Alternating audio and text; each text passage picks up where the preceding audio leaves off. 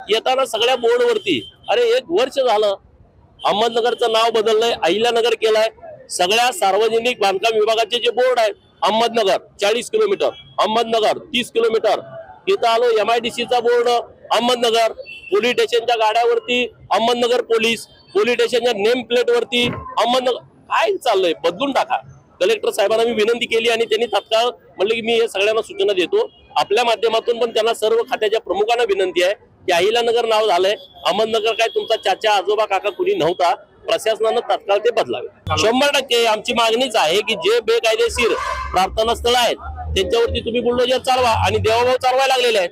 आता आणि आम्ही या अधिवेशनामध्ये काही यादी आम्ही सरकारच्या समोर देणार आहे। अधिवेशनामध्ये मी संग्राम भैया आम्ही दोघं जण सभागृहामध्ये धर्मांतर विरोधी कायदा यावा यासाठी आम्ही लक्षवेधी आणणार आहे।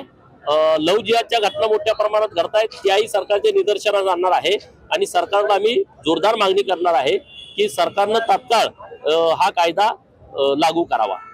नाही त्यांना तर तिथं कबरीचं त्यांना प्रेम जर आला असेल तर त्यांनी तिथं निवांत बसावं। त्यांनी मग गड किल्ल्याचा विषयच घेऊ नये ना।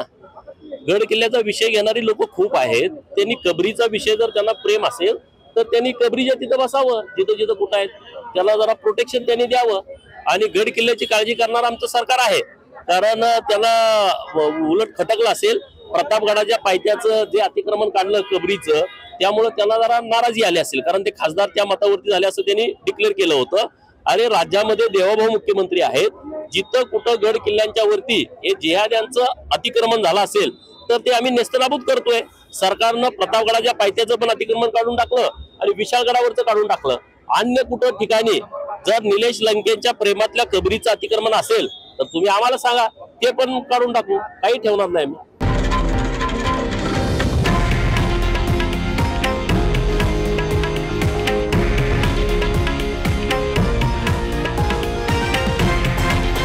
हे आहे देशातील नंबर 1 न्यूज नेटवर्क आणि आपण पाहत आहात TV9 मराठी, एकमेव।